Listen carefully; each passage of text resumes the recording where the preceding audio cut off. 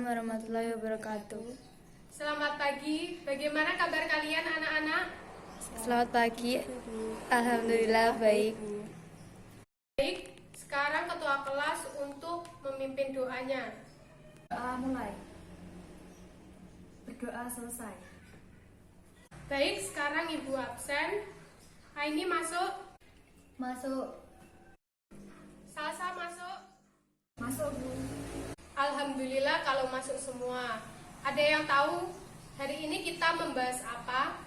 Ya, benar sekali. Kita nanti akan membahas tentang benzena. Ada yang tahu manfaat dari benzena itu apa? Belum tahu, Bu. Benzena sangat bermanfaat kita pelajari. Karena apa? Benzena dalam kehidupan sehari-hari sering kita temui. Misalnya ketika kita membersihkan kamar mandi dengan menggunakan karbol. Nah, di dalam karbol tersebut terdapat senyawa-senyawa benzena. Contoh lain yaitu saat kita demam, kita minum paracetamol. Nah, di dalam paracetamol tersebut itu terdapat senyawa-senyawa benzena. Nah, selanjutnya saya akan memaparkan tujuan pembelajaran. Nah, tujuan pembelajarannya yaitu yang pertama, menuliskan struktur dan nama senyawa benzena. Kemudian menjelaskan reaksi-reaksi benzena. Kemudian yang nomor 3, menjelaskan pengertian orto, meta, dan para. Yang keempat, mendeskripsikan sifat fisik dan sifat kimia benzena. Yang terakhir, mendeskripsikan kegunaan benzena. Kemudian, jadi materi yang akan kita pelajari nanti itu yang pertama yaitu struktur dan tata nama benzena. Kemudian sifat fisik dan sifat kimia benzena. Kemudian reaksi-reaksi benzena, pengertian orto, meta, dan para. Kemudian yang terakhir kegunaan benzena. Nah, sekarang kalian bisa lihat di WhatsApp grup kalian itu sudah ada pembagian kelompok. Sekarang kalian bisa duduk sesuai dengan kelompok kalian masing-masing. Nah, selanjutnya saya akan menjelaskan tentang mekanisme pelaksanaan dari pembelajarannya pada hari ini. Mekanismenya yaitu nanti saya akan menjelaskan sekilas tentang materi benzena. Kemudian saya akan memberikan tugas serta kalian berdiskusi dengan teman sekelompok kalian. Serta yang terakhir yaitu kalian mempresentasikan hasil diskusi kalian. Sebelum menginjak ke materi, alangkah baiknya kalian bisa melihat video yang saya tampilkan. Nah, di video ini kalian bisa memahaminya terlebih dahulu. Seorang ilmuwan saat itu yang memang mendalami tentang struktur benzena gitu ya, pulang beristirahat ke rumahnya. Ya, di dekat perapian, malam-malam, tanpa sadar dia tertidur. Nah, di dalam tidurnya dia bertemu dengan seekor ular. Nah, ular itu menyapa dia gitu ya. Saya nggak tahu apa artinya gitu ya. Kemudian ternyata apa? Ular ini ya, di ular kan ada kepala, ada ekor, ya kan? Nah, ular ini kemudian mengatupkan kepala dengan ekornya. Nah, tiba-tiba saja di dalam mimpi itu dia terlintas. Bagaimana cara menggambarkan struktur C6H6? Pasti C6H6 itu akan disusun tidak sebagai rantai alifatis, tetapi dalam bentuk siklik seperti mimpi yang dia peroleh. Kemudian dia ceritakanlah ini kepada teman-temannya. Yang terjadi adalah apa? Bahwa idenya untuk menggambarkan C6H6 sebagai bentuk siklik seperti ular tadi gitu ya, itu malah ditertawakan. Sedih ya, dianggap hanya sekedar apa? Dianggap hanya sekedar bunga tidur. Kalau ketemu ular ya udah ketemu ular aja, nggak ada hubungannya sama struktur benzena. Tapi ilmuwan ini tetap percaya pada dirinya sendiri gitu ya, bahwa dia percaya pada pemikiran-pemikirannya. Kemudian, ya, dengan percaya diri, dia melakukan penjelasan kepada para ilmuwan saat itu di forum keilmiahan. Nah, dia menggambarkan bahwa gitu ya, bahwa struktur C6H6 itu harus digambarkan sebagai suatu siklik. Ya, di sini ada 6 atom C karena dia dari C6. Kemudian, tadi kan aturan mainnya di ilmuwan dulu, C harus mengikat 4 atom. Ya kan? Dan H harus mengikat 1 atom. Kita lihat, dia posisikan hanya seperti ini. Untuk H, masing-masing hanya mengikat 1 atom. Nah, sekarang yang masih jadi permasalahan, C-nya dia baru mengikat berapa? Kita lihat yang ini. 1, 2, 3. 1, 2, 3. 1, 2, 3. 1 ya. 1, 2, 3. Artinya tiap atom di sini baru mengikat 3 atom. Padahal saat itu sudah dibilangkan bahwa C-nya harus mengikat 4 atom. Maka kemudian si ilmuwan yang tadi, yang kuat pendiriannya tadi, menyarankan seperti ini. Adanya ikatan yang berselang-seling. Sehingga nanti masing-masing dari atom C tetap mengikuti aturan, yaitu mengikat 4 atom. Ya.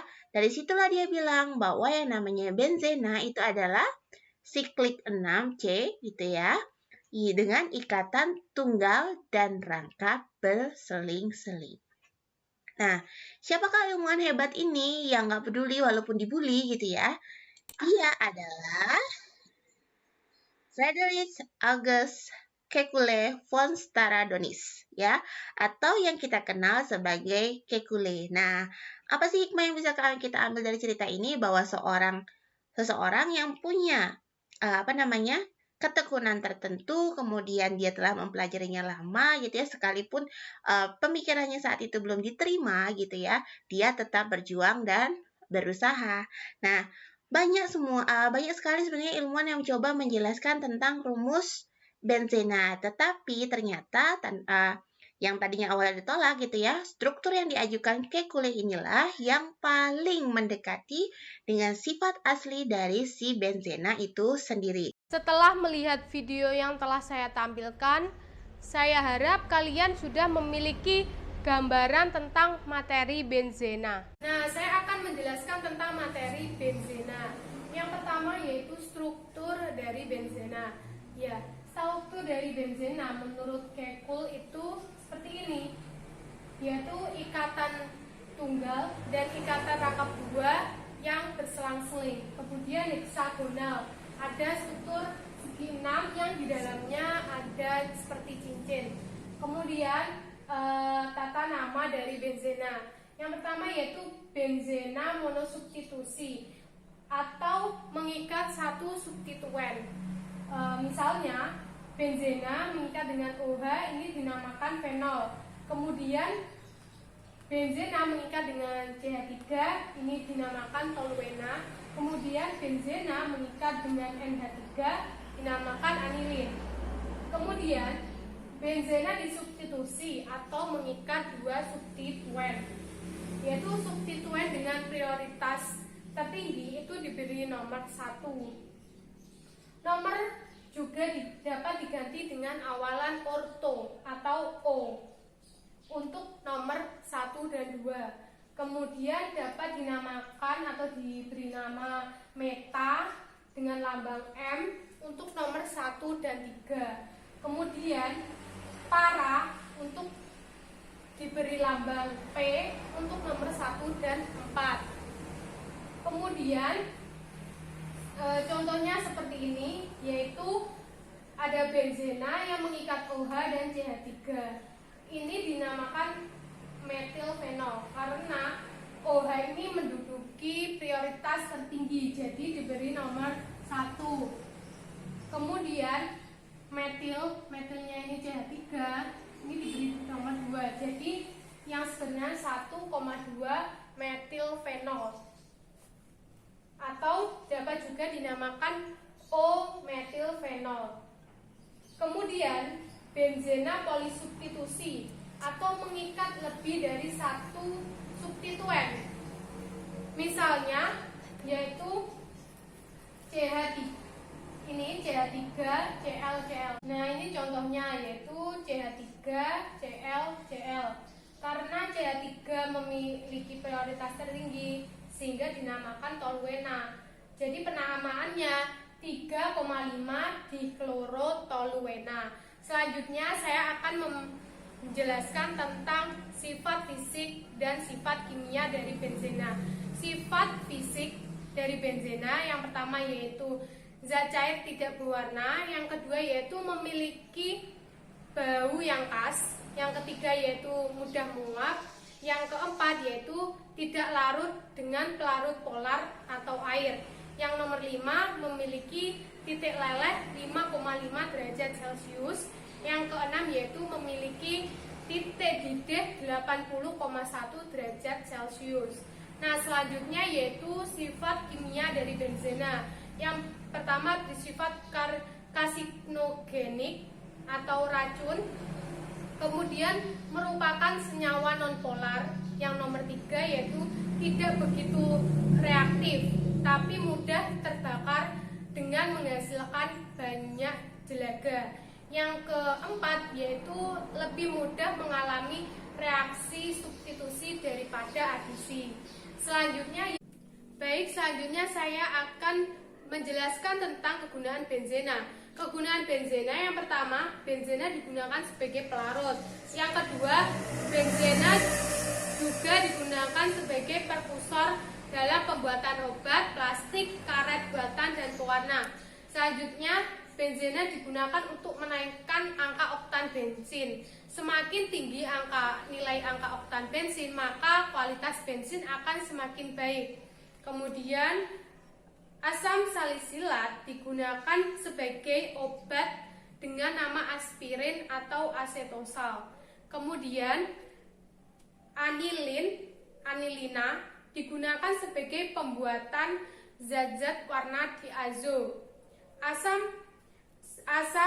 Kemudian stirena digunakan sebagai pembuatan insulator listrik, sol sepatu, serta piring dan cangkir. Kemudian natrium benzoat digunakan sebagai bahan pengawet makanan dalam kaleng. Serta yang terakhir yaitu fenol digunakan sebagai zat disinfektan atau pembuatan bakteri karena dapat menyebabkan denaturasi protein. Nah, dalam kegunaan itu semua sangat bermanfaat dalam kehidupan kita sehari-hari. Selanjutnya saya akan menjelaskan tentang reaksi-reaksi dari benzena. Reaksi dari benzena yang pertama yaitu reaksi halogenasi, yaitu benzena ditambah X2 dengan reaksi FeX3 dalam kondisi panas menghasilkan benzena yang mengikat dengan X ditambah HX. Nah, X di sini yaitu halogenasi atau halogen. Kemudian sebagai elektrofil adalah Xe+ dihasilkan dari reaksi antara Xe2 ditambah FeX3.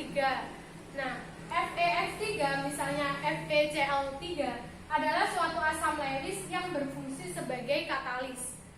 Katalis asam lewis lain yang digunakan adalah AlCl3 dan AlBr3. Kemudian selanjutnya yaitu reaksi nitrasi. Yang pertama yaitu benzena ditambah NO3 dengan reaksi H2SO4 pekat dalam kondisi panas menghasilkan benzena yang mengikat NO2 ditambah H2O. Nah, sebagai elektrofil adalah NO2 plus atau ion nitronium dihasilkan dari reaksi antara HNO3 dan H2SO4. Yang ketiga, reaksi sulfonasi, yaitu benzena ditambah H2SO4 dalam kondisi panas menghasilkan benzesulfonat ditambah H2O. Kemudian reaksi alkilasi, yaitu benzena ditambah RX menjadi FeX3 menjadi benzena dengan mengikat R atau alkil ditambah HX. Dari penjelasan yang telah saya jelaskan tadi, ada yang ditanyakan? Bu izin bertanya, bagaimana ciri-ciri dari benzena? Terima kasih atas pertanyaannya. Jadi ciri-ciri dari benzena itu terdiri dari 6 atom C dan 6 atom H. Nah, menurut Kekulé itu benzena itu memiliki ikatan tunggal dan ikatan rangkap yang berselang-seling atau memiliki cincin aromatik. Nah, itu ciri-ciri dari benzena. Sekarang saya yang bertanya, adakah yang tahu dari kegunaan asam benzoat, toluena, dan benzaldehida? Belum tahu, Bu. Nah, kalian bisa mencarinya di internet atau di LKS ataupun di buku pegangan kalian. Jika sudah menemukan, kalian bisa angkat tangan atau bisa langsung menyampaikannya pada saya. Bu, saya sudah menemukan penjelasan tentang asam benzoat dan toluena. Asam benzoat digunakan sebagai pengawet pada berbagai makanan olahan, sedangkan toluena berguna sebagai bahan baku pembuatan zat peledak trinitrotoluena atau TNT. Bu, saya ingin menambahkan. Silakan. Benzaldehida digunakan sebagai zat pengawet serta sebagai bahan baku pembuat parfum karena memiliki bau sedap. Untuk memperluas pemahaman kalian, kalian bisa mengerjakan LKS secara berkelompok dan saya beri waktu 20 menit untuk mendiskusikannya. Kemudian, kalau sudah selesai, kalian bisa mempresentasikannya di depan. Oke, baik, selanjutnya kalian bisa mempresentasikan dengan kelompoknya. Saya tunjuk perwakilan dari kelompok 2. Nah, kelompok 2 silakan maju. Assalamualaikum warahmatullahi wabarakatuh. Waalaikumsalam warahmatullahi Saya wabarakatuh. perwakilan dari kelompok 2 ingin mempresentasikan hasil diskusi kelompok kami.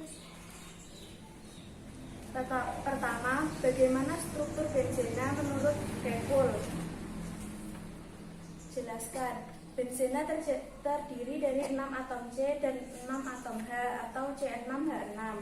Benzena berupa cincin yang terdiri dari ikatan tunggal dan ikatan rangkap berselang-seling. 2. Tata nama 3,5 diklorofenol. 3. Sebutkan kegunaan. A. Fenol digunakan sebagai zat disinfektan atau pembunuh bakteri. B. Natrium benzoat digunakan sebagai bahan pengawet makanan dalam kaleng. Untuk teman-teman, apakah ada yang ditanyakan? Saya dari kelompok 1 izin bertanya, Bu.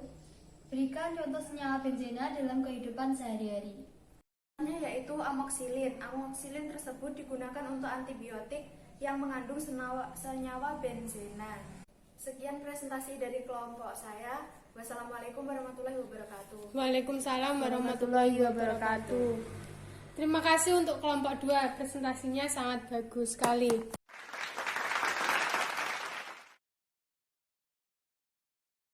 Kesimpulan dari pembelajaran kali ini yaitu benzena memiliki 6 atom C serta memiliki 6 atom H atau C6H6, serta benzena memiliki ikatan tunggal serta ikatan rangkap 2 yang berselang-seling. Kemudian reaksi-reaksi dari benzena yaitu reaksi halogenasi, sulfonasi, reaksi nitrasi, dan reaksi alkilasi. Kemudian kegunaan dari benzena itu sangat banyak digunakan dalam kehidupan kita sehari-hari. Misalnya karbol, paracetamol, dan amoksilin dan lain-lainnya. Kemudian untuk sifat fisik serta sifat kimianya bisa kalian pelajari lebih detail di buku pegangan kalian. Nah, untuk LKS-nya nanti bisa kalian kumpulkan di meja guru saya. Kemudian untuk memahami materi lebih lanjut, kalian bisa kerjakan latihan soal yang terdapat di dalam LKS kalian pada halaman 50 sampai 56 bisa kalian kerjakan di rumah kalian masing-masing. Saya akhiri, sekiranya cukup untuk materi kali ini. Bila ada kurang lebihnya mohon dimaafkan. Wassalamualaikum warahmatullahi wabarakatuh.